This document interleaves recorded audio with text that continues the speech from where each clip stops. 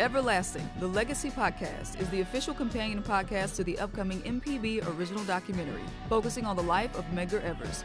The companion podcast, hosted by me, Rita Brent, will feature in-depth conversations, extended interviews, and exclusive archive footage not shown in the documentary. Everlasting, the Legacy Podcast, video and audio episodes premiere September 18th. Find it on mpbonline.org or wherever you get your podcasts. MPB, your stories, our mission. The nation's longest-running traveling celebration of traditional arts, the National Folk Festival, comes to downtown Jackson for the first time, November 7th through the 9th. A fun-filled weekend for the entire family, exploring roots, richness, and variety of American culture. Non-stop music and dance, folk life demonstrations, hands-on children's activities, signature Southern foods, crafts, and more showcasing the best of America, the best of Mississippi, all free. We'll see you in November. More at nationalfolkfestival.com. Welcome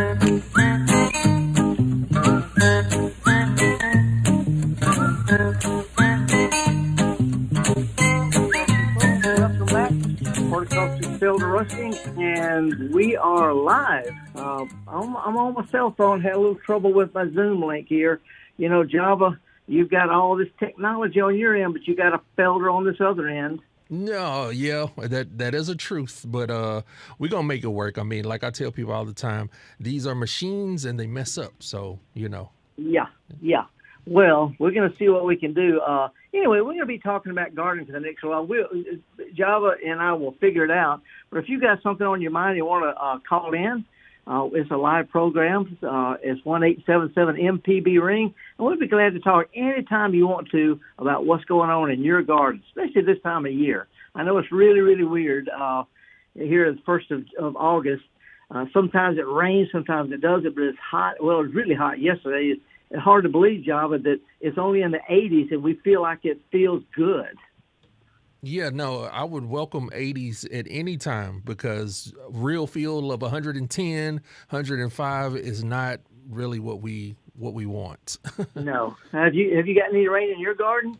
Yeah, it actually did a nice little rain just yesterday, which was really welcome. You know, we have these spot afternoon showers you can almost set your watch to, but yesterday was a good soaking, as you would say. Well, you know, it hasn't been that long ago to where we wouldn't have expected any kind of showers in the afternoon because, you know, the past 2 summers, it's just been impossibly hot and dry. Yeah, but yesterday was a great one, and I'm pretty sure the plants were happy about it. Well, I know I am because, you know, I'm not there to water my plants. A lot of folks may not realize, but sometimes I'm over here in England and ain't nobody watering my plants at home. Well, but you said it, you designed it that way. Yeah. I choose plants that are pretty well taking care of themselves, and so we'll see how that happens. I've got a question. Have you got can you check and see if you got a Zoom meeting ready to start? Yeah, I'm about to see if we can get this all together. We do have a couple phone calls if you want to jump on those. Okay, let's do that. But because I'm on the Zoom, but if for some reason it ain't speaking to you. So who we got on the line? All right, let's go to Miriam, who is hopefully got 2 hands on the wheel and on the road. Hey, are you lady? Hey, good morning. I don't have any hands on the wheel. Okay, that's right. You sweetheart driving? Cause my husband is driving. Yeah. Well, you know, I had asked you to call. One of the things I wanted to talk about on today's broadcast was this idea of something I'm seeing a whole lot in flower shows all over England and Europe. And it's really been something that people have done all along, but they didn't have a word for it. It's called edimental gardening. And I understand you've been doing that for quite some time. Edimental is a sort of a portmanteau of edible and ornamental, planting stuff that's pretty and it looks nice. When you're tired of looking at it, you can eat it. That's right. So what have y'all been doing? Well, we've been gardening some. My herb garden has done real well this year down on the coast because of the rain. And I've even had time to go. This would be the 2nd year now. And tarragon, I mean, really good. And that was one thing I wanted to ask you, Felder, was, you know, I like to put kale in there, especially lettuce, kale, that sort of thing, and direct seed it. But I have had the worst trouble in that garden with house cats coming in and digging it up. I've tried a bunch of different things. I know it. Well, we don't have any cats, but our neighbors do. I've tried a bunch of different things, and this time I want to try row cover. I just wondered what kind of row cover. I haven't used a row cover material in a long time, and I wondered what the favorite one was.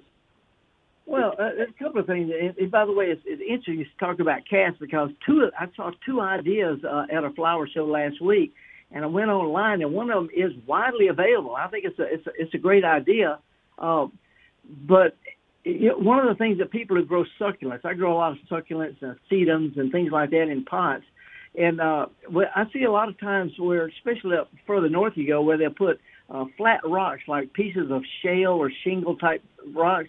They put them in an angle going into the soil so that the sun catches the sun, the sun warms up and it transfers heat down to the dirt. It's a way to warm up soils and containers by putting flat rocks, sort of like solar collecting. And I said, that's a really cool idea, putting flat rocks out there like little solar collectors, Flintstone type solar collectors. She said, I'm not doing it for that. I'm doing it because it keeps the cats from lying in my bed. She just put flat pieces of the rock, at angles, sort of like solar collectors. But I also went online. Oyster shells. I mean, maybe oyster shells might be good. Yeah, put them in an angle. But I also went online. You can buy these plastic wrap. It's like strips of plastic that have little tiny plastic spikes. It's sort of like a real coarse, loose weave hairbrush. And you sell it as cat deterrents you put around plants. And there's different kinds. Some have little plastic bumps, some have little spiky things. But you just cut them in whatever section you want and put them between your plants, and the cats won't lie on that. So I've done the plastic fork thing. It worked to some degree in a pot. I did it in a raised pot, and it did work in the pot. I tried it in my bed, and it didn't work as well. Yeah. Well, something doesn't work. Well, the idea, though, of using some kind of, oyster shells, you've got them. I mean, there's plenty of them. You're over in Louisiana, there's plenty of them. But, just sort of stick them, straight up and down out of the ground. Cats aren't going to want to mess with that.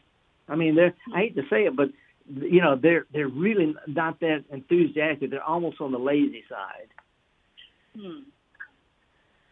Well, I have armadillos, too. But if anybody has a favorite spun bonded fiber row cover, I would be interested in hearing brands and where they got it. Just regular insect netting would work, and what you do, though, if you raise beds, you put some stakes or sticks or bamboo stems or whatever, and you put like a little plastic bottle or something over the end of it and just drape this over there, sort of like a tent, but you put something over the end of your stakes to keep it from ripping the fabric, whether it's a row cover fabric or a plastic if you're going to cover up during a freeze, or just using insect netting. Cats won't mess with that. Okay. Thank you so much, Felder. Oh, no, I'm not through with you. You said you do Edimental. What do you mean by that? What do you mean by that? By what? By Edimental. I'm not sure. Edimental, the idea of growing ornamental vegetables and herbs together as a flower bed that you can turn. Things that. Oh yeah, I've done that. It just seems I didn't have a lot of space to grow, edibles separately. So I just mixed them in. I just thought it looked good, And it does. Especially through the winter, pansies are edible. So I would put the pansies along with the curly dwarf kale. I love the curly dwarf kale because it has a gorgeous bluish green milky color, and it stays short. And I really wish I still had that particular variety I used for years, but I didn't know I should be saving seeds. Now I found some dwarf kale, but it's not the same, and I wish I could find that again. Yeah. Well, of course, you could go to a place like, there's some good heirloom online sites, but also try the one called Lacinato. It's such a pretty kale. It's prettier. It's easier to grow. It's very easy from seed, and it's blue. It's a real pretty thing. So, if you're going to grow something that you want to eat, you want it to be nutritious, but pretty is also good. Lacinato is sometimes sold as dinosaur kale or Tuscan blue. It's a beautiful plant, and it grows, and it'll take 0 degrees. Not that you'll get 0, but it'll take 0 degrees. I love that one. I grew that one. You told me about that one a while back, or mentioned it on the radio, and I did grow it, and it is nice. It is not as short or as blue as the one I used to grow. So I just, if I could have a time machine, I'd go back and say to my old self, save seeds. You'll need them. Yep. Well, it's just just something to keep in mind. The kale is something we're still a month and a half or so away from planting kale. But the idea of putting different kinds of basil, I grow green basil and purple basil and curly basil, and then I put some oregano sort of cascading on one side, maybe some thyme, and then you put in a small tomato plant, some pepper plants, and you just mix stuff up, and it's pretty. You can do this in a big pot. You can do it in a raised bed, but it's something, instead of thinking about gardening as row crop farming, mix stuff up like you would flowers, except stuff that you can eat. It's a really trendy thing, and it's been done for, 2,000 years, 3,000 years? I don't know. I'm about that old, so I've been doing it for a long time. Have you ever tried strawberries like that? You can do that. Strawberries will go around. I don't grow many strawberries, because to tell you the truth, Mary, strawberries take up all that space all year for little red bags of water. And I can get them from Louisiana growers a whole lot better. So to me, my little small garden, the space is so valuable. I want to plant something that gives me a lot of either nutrition or a lot of produce from a small space. And strawberries, they just don't do it. They only, you make a few bowls full, but it takes up that space all year, and I just don't have the space to do that. I'd rather, and you can grow them in a hanging basket. I've even seen strawberries grown in little slits cut in just plain old bags of potting soil. I've never done it. I just wondered if you had any advice for it. Nope, strawberries are pretty straightforward. You plant them, they send out runners. Make sure the runners have plants that make plant stuff you can eat. But it's just not that complicated. Strawberries take up too much space for too long for what little bit I get in return. Well, I hope other people call in and give suggestions on what they've tried for edible. What is it called? What did you call it? Think of ornamental edibles, and they call it Edimental. Yeah. I would like to, especially in how to keep the animals out of it. So, any suggestions I'm open to. Thanks so much, Felder. Oh, I appreciate it. Thanks for calling, Miriam. Bye, Java. Yeah, thank you for your call, Miriam. We really appreciate it this morning. So what's going on your end, Java? We're going to take our first break for the hour, and we're going to see if we can let the people, especially on live stream, see your beautiful face, man. Okay. All righty, man. I'm right here. I'm horticulturalist Felder Rushing. Me and Java Chapman and all the folks at MPB. MPB doesn't have the technical problems. Felder has the technical problem. And for the next little while, we're just going to talk about gardening. If you got something on your mind and you're in the South, here it is, August the 1st, or rebroadcast. If you got anything you want to talk about, I promise I won't try to sell you anything. And I won't be a know-it-all. So anyway, sit back, relax. Me and Java, we're going to take a little break and see if we can get back on the live stream. But we'll come back with more of the Gestalt Gardener here on Mississippi Public Broadcasting right after this.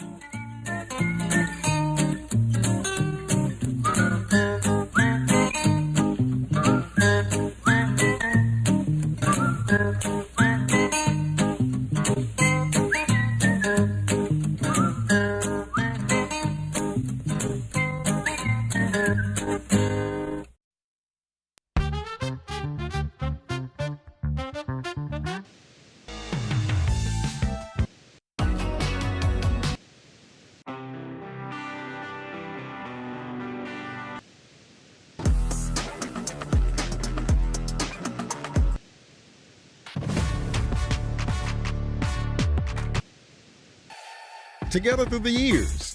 Together in the future. MPB, your stories, our mission. Every parent wants their child to grow, to explore, and to dream big. At MPB, we're proud to support families and teachers across Mississippi with trusted educational programming and resources that inspire learning and spark imagination. From PBS Kids Favorites to digital tools and early learning support, MPB is here for young minds, engaged classrooms, and families who believe in the power of learning at every age. Empowering families, inspiring learners. MPB, your stories, our mission. The nation's longest running traveling celebration of traditional arts, the National Folk Festival, comes to downtown Jackson for the first time, November 7th through the 9th. A fun-filled weekend for the entire family, exploring roots, richness, and variety of American culture. Non-stop music and dance, folk life demonstrations, hands-on children's activities, signature Southern foods, crafts, and more showcasing the best of America, the best of Mississippi, all free. We'll see you in November. More at nationalfolkfestival.com.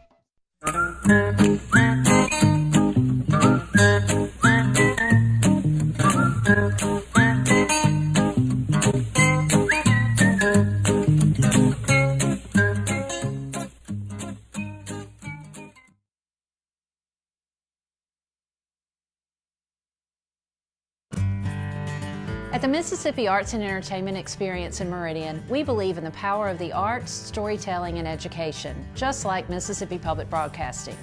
MPB connects communities across the state with quality programs that inform, inspire, and engage. Their audience is loyal and appreciative of businesses that support public broadcasting, which makes underwriting on MPB a smart investment. Join us in supporting MPB. Learn more at mpbfoundation.org.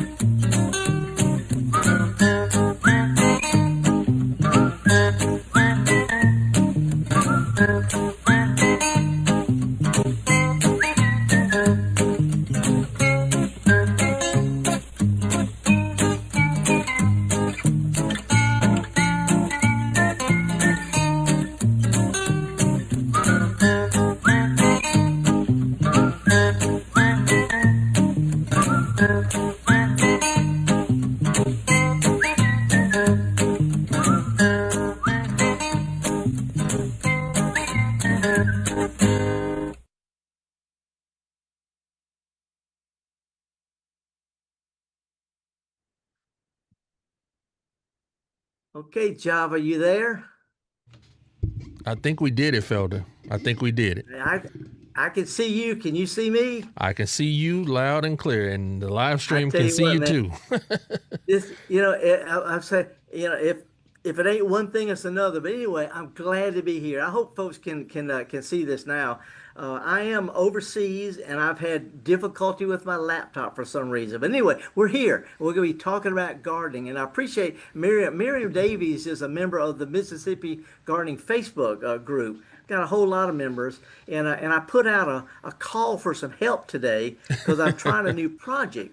But I also said I'm going to be talking about this thing called Edimental gardening. And I don't know if we got the live stream producers.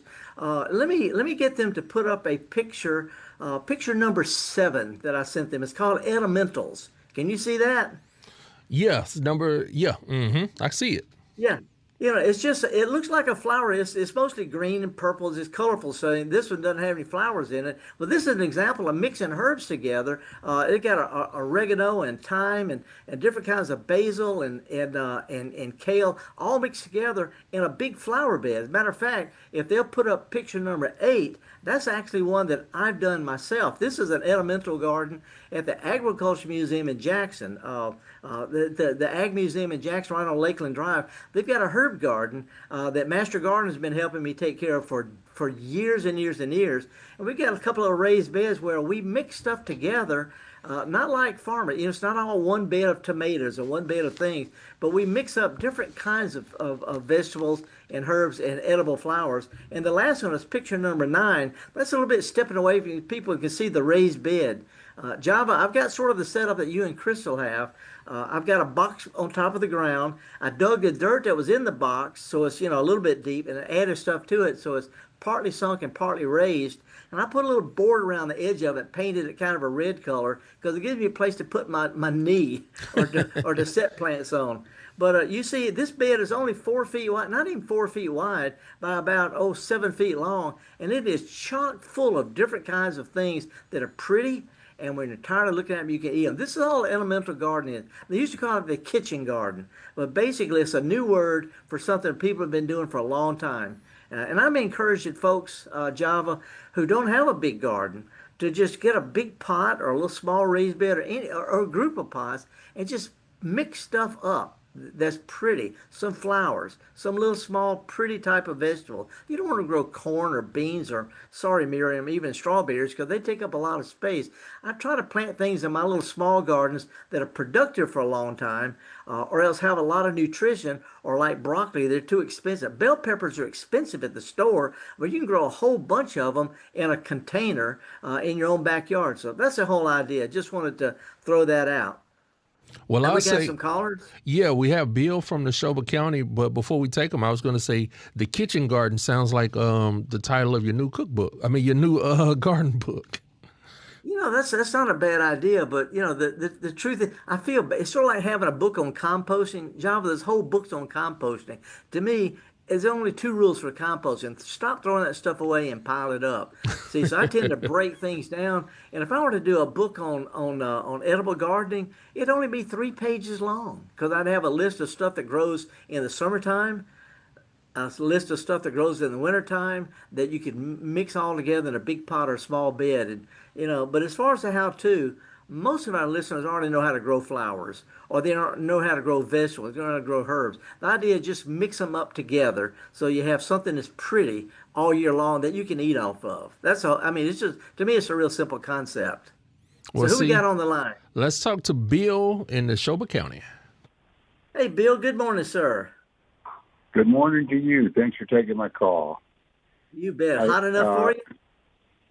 Oh, yeah. Yeah, I haven't been outside except to walk the dogs in a couple of days. Well, I have a Confederate rose that I've had for a number of years, and it's always grown to about 6-7 feet high, and lots of flowers and all that. And then this year, I now have like 4 sprouts that are about a foot tall, and I'm wondering, is there some way I can reinvigorate them, or should I just dig it up and plant something else for next year? Or you know, I'm not sure. I'm not sure why that would happen, because, like you say, it's normally a pretty vigorous. It's a perennial. You know, here in Mississippi, it dies to the ground, comes back up, and usually it's not a problem. But yours may have been there for a while, and it's just got some kind of root problem from all the rain or something. It wouldn't hurt to dig it up, kind of rework the dirt, and replant what you've got. Maybe if they got any dead roots or anything, but it's not too late to replant. And if you do that, just don't keep it too wet. Water it in really good, but don't keep it wet. And let's see if that doesn't jumpstart it. You can also cut the tips off the shoots that are out there, even though it sounds counterintuitive. And when you cut a plant, that sends alarm signals. There's a hormone called traumatin. It sends alarm signal, and the plant immediately starts to bush back out. So if you cut those tips back a little bit, then they'll branch out with branches of their own that'll probably come out and won't miss a lick. So try that first, or if you want to dig it up easily and repot it or replant it, just don't keep it too wet. Well, okay, I can do that. I'll give it a try. Okay, hey, and today is raining off and on in parts of Mississippi, but at least it's only 85, so now's your chance. Right. Right. Yeah. Appreciate you. Okay. Have a good one. Okay, appreciate it. Oh, Java. Man, that was weird, wasn't it? Yeah, but I mean, it's a weird world. And of all the stuff that you guys at Mississippi Public Broadcasting, all the stuff y'all do, and I've heard you at 2 a.m. dragged out from home to help with weather emergencies. Y'all do a whole lot of stuff. And how did you end up with a knucklehead like me? I don't know, Felder. I don't know. Like I said, the world is weird. Yeah. Hey, before we go to cheesy music, I asked people from the Mississippi Gardening Facebook to help me out with something. I've been growing stuff, and if they could put up a picture number 4 that I sent, I've got a little garden here in England. It's similar to the one I've got in Mississippi when I grow succulents, sedums, ghost plant, hens and chicks. Things like that. I grow a lot of plants that are succulents. They don't have to be watered a lot, and I mix them all together. Usually with some little blue bottles, and that picture number 4 is a shot of one of my little succulent gardens in England. It's just like the one in Mississippi, which can go for months without being watered. But if they'll put up picture number 5, here's one that I put together just yesterday. And this is something that you and your girls, maybe Java Jr. could do. You take these different succulents and put in containers and make little miniature gardens. And this one I made up just yesterday. I got some rocks in it. I've got 2 little blue bottles. I've got a seashell. But it's mostly just different kind of succulents that are growing in a container. And I can put them out there, whether it's in Mississippi or England, wherever, and it never needs care. It can go 3 months with nothing but rainfall. It can take down to single-digit degrees because I've chosen good succulents. But here's the thing, and before we go on the cheesy tune, if they put up picture number 6, this is something I'm working on. I'd like to have a stone trough, like an old antique trough planter that's wide and not too deep that I can grow things in, but they're real expensive. And I don't want to make one out of concrete because it's too heavy, but they have this concept called hypertufa. It's HYPERTUFFA.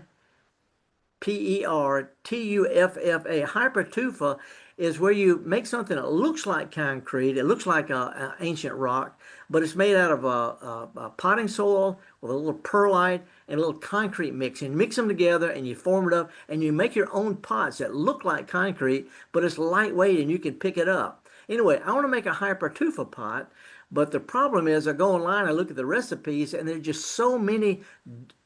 Everybody says they do it a little bit different. Same ingredients, potting soil, perlite, and concrete mix. But I'm wondering if anybody who's actually done this, who've done it themselves and are listening, can call up and tell me what's your recipe for mixing the 3 ingredients and how long do you have to let it cure before you can start planting stuff in it. So anyway, if anybody has any personal hands-on experience with hypertufa, making a hypertufa pot, give us a call. It's toll-free 1-877-MPB-RING. So we got another caller. You want to take the music or what? Oh, you want to go to the music?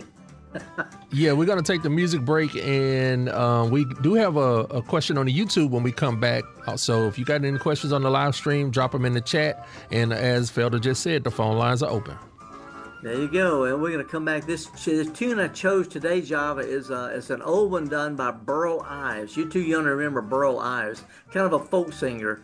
But this is called the Ugly Bug Ball. People who, insects sometimes don't feel very pretty, so they get together and collectively they feel okay. It's called the Ugly Bug Ball. We're going to take a break and come back with more of the Gestalt Gardener here on Mississippi Public Broadcasting right after this.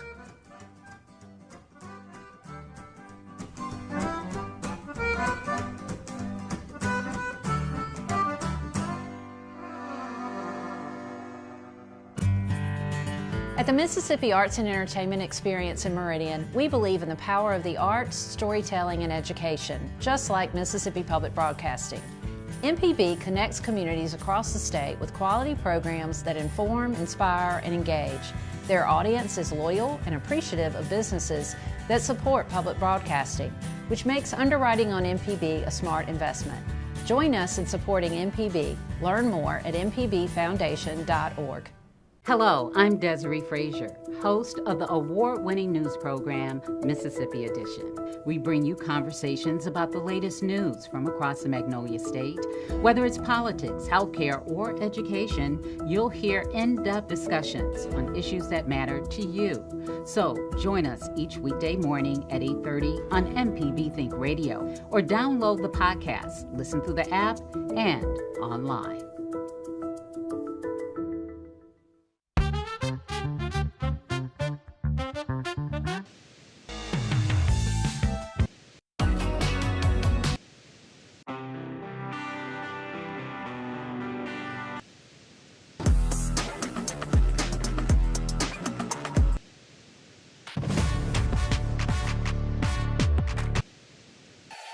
Together through the years, together in the future. MPB, your stories, our mission. Everlasting, the Legacy Podcast, is the official companion podcast to the upcoming MPB original documentary, focusing on the life of Medgar Evers. The companion podcast, hosted by me, Rita Brent, will feature in-depth conversations, extended interviews, and exclusive archive footage not shown in the documentary. Everlasting, the Legacy Podcast, video and audio episodes premiere September 18th. Find it on mpbonline.org or wherever you get your podcasts. MPB, your stories, our mission.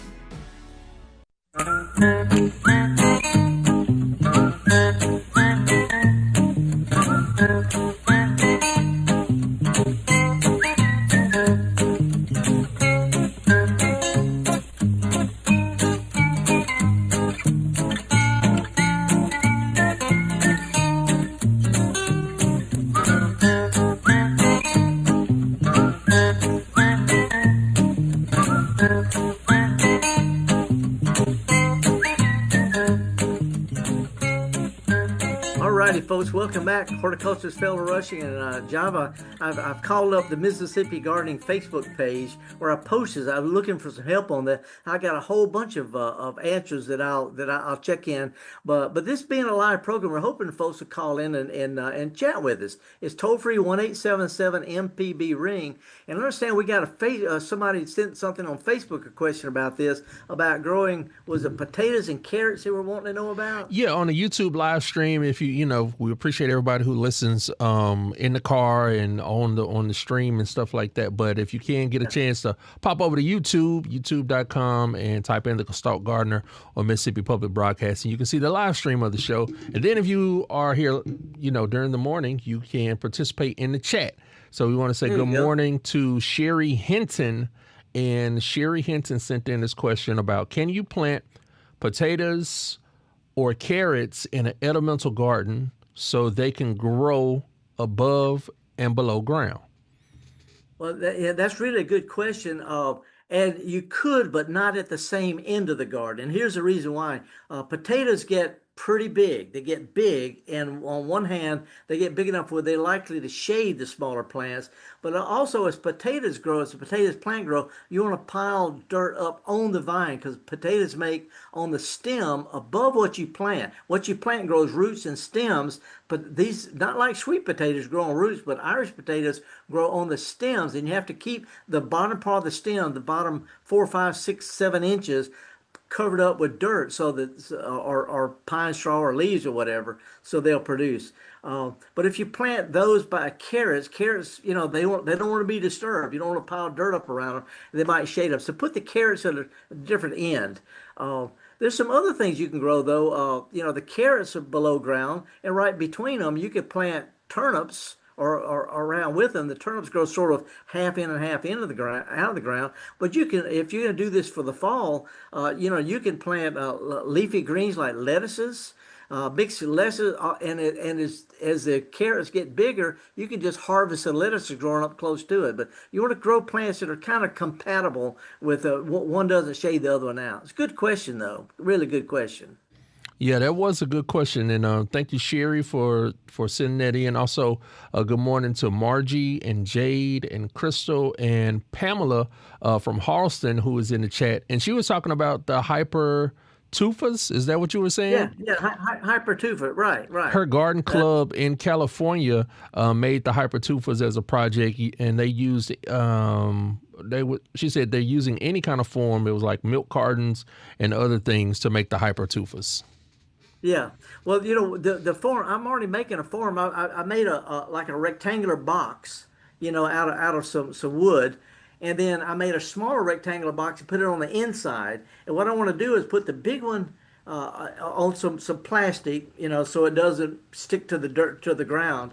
And then put the smaller one in a little bit shallower. And then what you do is you pour some of this stuff in the bottom, put the second one on top, and then pouring around it. So basically, you're making a form that's the shape of a trough or any kind. You could put a big pot and a smaller pot, and you just want to fill up in between. One of the questions that I got from on the Facebook, they said they had trouble with drainage. And so what I plan on doing is putting a little stick or something in the bottom so that when it dries, I can pull the stick out. It's got a drainage hole there. But what I'm looking for is a good recipe, because there's a bunch of recipes. It's basically potting soil or peat moss with a little perlite, which is that white crunchy stuff you see in potting soil, and some concrete mix, whether it's concrete or regular cement or whatever. And then it's you make a slurry with it like a thick paste, and you just form it, and it dries like concrete, but it's really lightweight. And I'm looking for anybody in our area who's done it that's come up with a recipe that doesn't stay, that'll hold up in our weather. So anyway, it's just, there's plenty of stuff online about it, but I'm just looking for somebody who's done it themselves. Well, I don't know if Tom in Hattiesburg has done anything with the hypertuphas, but he's our next caller on the show. Hey, Tom, what's going on? Hey, good morning, Felder. What's up? I just got a question. The drought last year was pretty bad on the lawn and stuff. And Lepidopsia is with the Japanese clover, they call it. Is there anything? Yeah, Lepidopsia. Yeah, is there anything you can kind of do other than spraying it, to kind of help keep it from? It's just a mess. Well, here's a problem. Lepidopsia, Japanese clover, there's a whole bunch of really close related plants. And on one hand, they grow better in hot, dry conditions, and they make their own fertilizer. So if you'll raise your lawnmower to where it's as high as you can set it, and then give it a little bit of fertilizer, just a little bit. What that does is it makes the grass thicker and more vigorous, and the taller grass will help shade out the Lepidopsia, but the fertilizer will help the grass be sturdy and strong, but it'll over-fertilize the Lepidopsia as it gets real tender, and the lawnmower can yank it out. So the first, second, and third way to get rid of hard-to-control weeds in the lawn, and I'm not making this up, this is MSU Turf Management 101. First of all, mow at the right height. If you're not doing that, there's nothing else that's really going to work. So mow on the high side if you got St. Augustine or centipede. Second of all, give the grass a good deep soaking at least once a month. Every 3 or 4 weeks is better. More than once a week is not necessary, but a good soaking every week or 2 or 3 will help the grass replace itself. It'll make it thicker and stronger. So don't have to water a lot. Mow right. Water deep every now and then, and if you give the grass a little bit of fertilizer, those 3 things will thicken up, toughen up your grass, and it'll actually shade out, outcompete the weeds. Then if you want to use a herbicide, a weed killer, you can use it to kill the weeds, and your grass can take the weed killer better. But if you don't have good grass and you kill all the weeds out there, guess what's going to come back first? More weeds from seeds. So first, second, and third thing, thicken up your lawn. Then let's worry about using kind of weed killers. This is real basic turf management.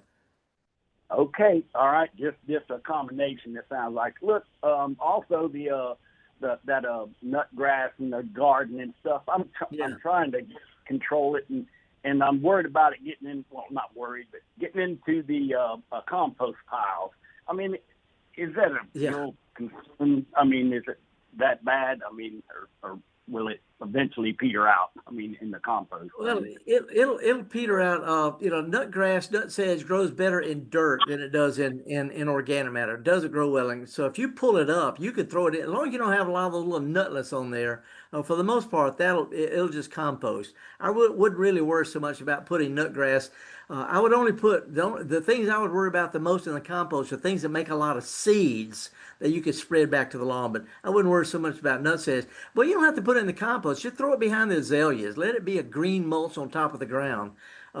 Anyway, there are some weed killers you can use safely around flowers and vegetables that only kill nut sedge. And they go by a bunch of names. I think Image is one. There's one called sedge hammer, not sledgehammer, but sedge hammer. And you can use those pretty safely.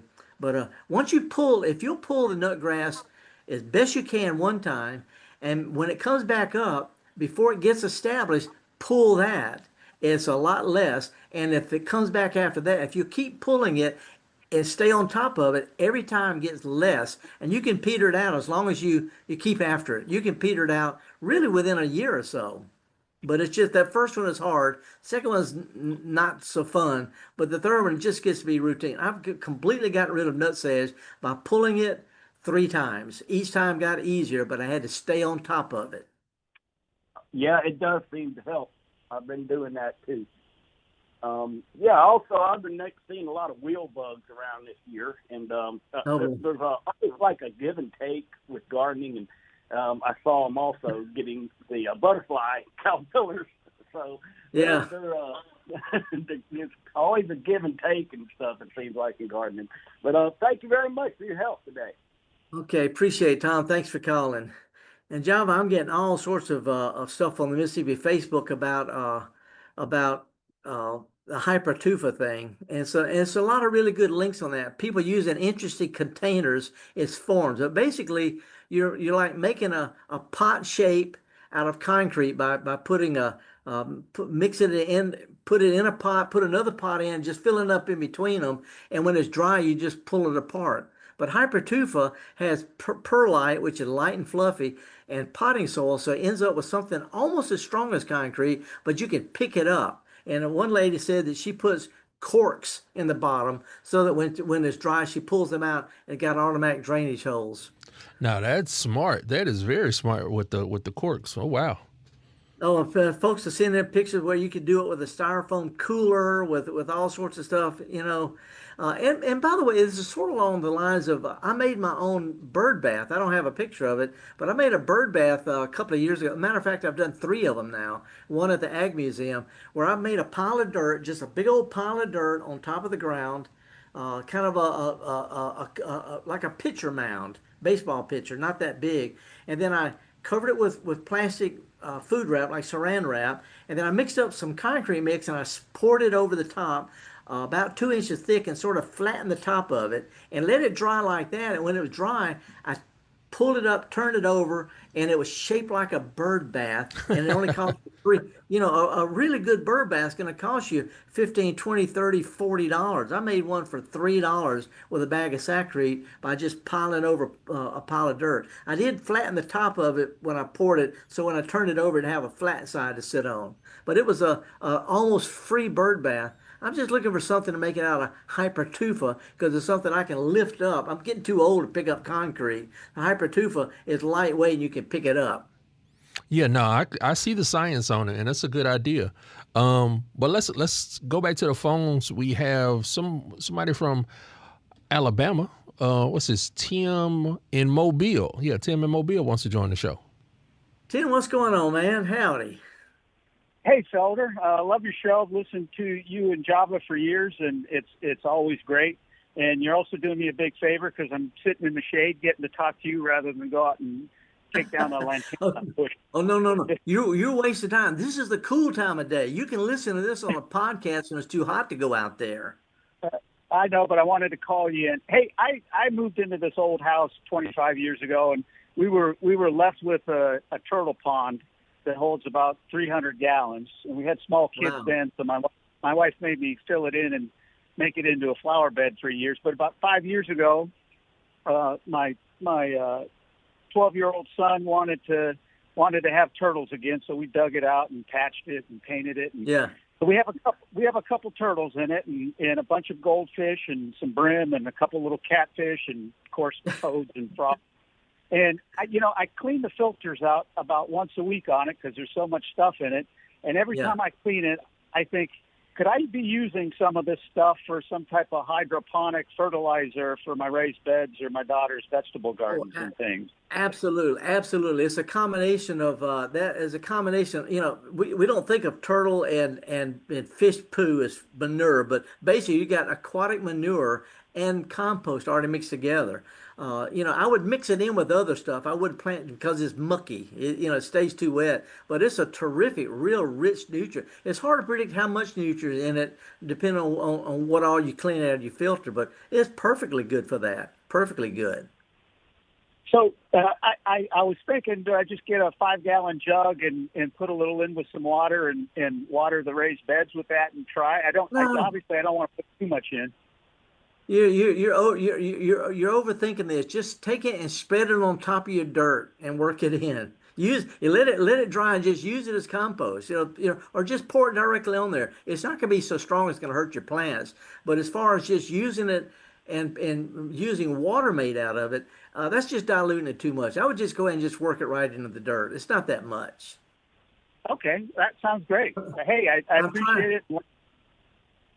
Hey, and by the way, there are people who all over the country who listen to this program. This is for Southerners, from Mississippi, Alabama, Louisiana, Tennessee, Arkansas. But there are people all over the country who are only in Alabama. Is somebody going to take a water garden and put catfish in it? Well, he's only about 6 inches, but he or she has managed to survive quite well in that pond. There you go. I mean, but we Southern, we're going to make do. I mean, the world can fall to piece, but we got something to eat out of the turtle pond. Oh gosh. Well, my son loves to fish, and he put a couple small largemouth bass in it at one time, and of course they were eating other fish, so we had to take them out. Fish. If you go around the edge of lakes and all in the South, we have these what we call minnows. They're about the size of your little finger when they're full grown, but we call them minnows. And you can put those in there. The bass will eat them, but those minnows, they're sold as mosquito killers. They're called gambusia. And all they are just minnows like we scoop up around the edge of a pond. But you put those in there, and they eat mosquito larvae where the goldfish do not. Oh, that sounds like a great idea. My son, everything that's in there, my son has captured and relocated. So he's got a minnow project now. How old is he now? He's 16 now, so I'm, of course he just started driving, so I won't see as much of him. But anyways, hug it while you can, man. Hug it while you can. Exactly. Well, thank you, Felder. You bet. Java, you need to hug your kids while you can. Of course, Java Jr. is getting a little bit big. He's almost big as you are. You're gonna have a hard time hugging him because he's a big old guy. Yeah, and he turns 13 in October, so I got a whole teenager at the house. Shout out to Java. Right. Shout out to Java Charles. There you go. So what else we got? Well, we did have another question from the live stream. Like I said, if you're here during the live broadcast, you can interact with the chat. Want to say good morning to Patty, who is looking in from Carrollton, Mississippi.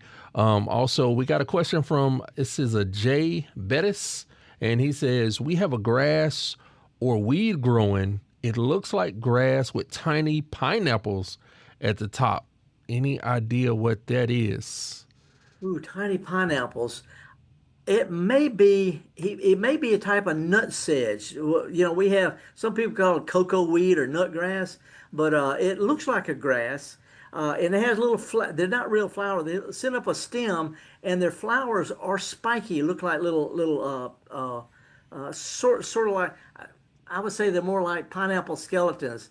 But we have quite a few grasses that make grain. We think of oats and wheat and things like that. They kind of look, so grasses can have seed heads that some may look like pineapples. The problem is if what will kill those without killing your lawn, which is the grass also. Yeah. So if he wants to use a weed killer, you need to find out what kind of grass you've got. So you can, because there are weed killers that will kill grasses in St. Augustine and centipede that won't hurt Bermuda grass. There's weed killers that'll kill grass in Bermuda grass without hurting it, but will kill St. Augustine centipede. So if you're going to use a weed killer, you need to know what kind of grass you want to keep, because that, not all weed killers are equal is what I'm saying. But if he could send us a picture, if he could just send us a picture of a close-up of it, we can find out what kind of grass it is for sure. But a lot of grasses do have little seed heads, similar to wheat or oats or something like that, except miniature. And if you want to send a picture in, that's garden@mpbonline.org. Now, also from the live stream, you answered Sherry's question about the potatoes and the carrots in the Edimental garden. She also said, how about a sweet potato vine in the Edimental bed? Well, sweet potato, that's a really good, because sweet potato, where you plant it, that's where the roots are. You can plant sweet potatoes, let's say 2 or 3 feet apart, and they'll completely cover it like a mulch, and put your things like okra and tomatoes and peppers in between, and they'll grow up above the sweet potato foliage. So you plant your sweet potatoes far enough where they can do their thing, and plant other stuff in between that'll grow up above the sweet potato foliage. That's a good idea. Now, we're coming up on the end of the program, but I wish I would have loaded up this picture. I sent you a picture the other day of my aunt's garden in Atlanta. Oh, yeah. She had those huge sunflowers. I didn't even, how long do you think it took to grow those? Because those were like, I don't know, 7-8 feet or something. Like, it was crazy. Well, there are varieties of sunflowers that stay compact. Some that get really, really tall. And hers is up against a house that may be a little bit, may not get all day sun, so it may be stretched a little bit. But when you plant some seeds, you can have sunflowers within a couple of months or so. Yeah. 2.5 or 3 months. And so plenty of time. But she has an exceptional, either she got good dirt or she got a green thumb. But those things were easily 7 feet tall. Yeah, no, it was, she's not a small lady, so it was over the top of her. So I know that they were big, and she does have a green thumb. I would say her and Crystal are always in communication about what's happening with the gardens. and for what it's worth, I know at the end of the program, but Java, this is a good week to think about planting one more crop of tomatoes or peppers or sunflowers or zinnias.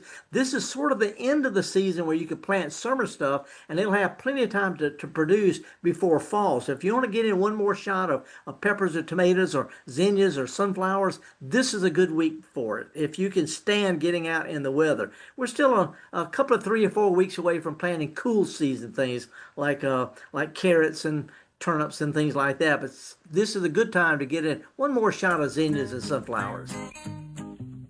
Well, Felder, we rock and roll today, but we made it to the end. Well, thanks to you. Folks, they don't appreciate MPB is more than just what you see and hear. It's a lot of behind the scenes scrambling, so we appreciate that a bunch.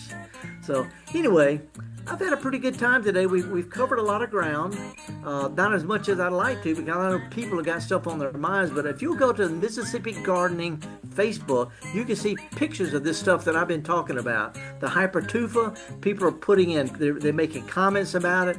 Also pictures that I've got of the succulents I'm doing. But the main thing is just a good community of people. Just like here at MPB, it's a community, and we appreciate you joining us. Thank you so much, MPB, for putting us all together in this Gestalt Gardener. I'm horticulturalist Felder Rushing, and we're going to take a break. It's called a week. Stand by for the news, and y'all have fun.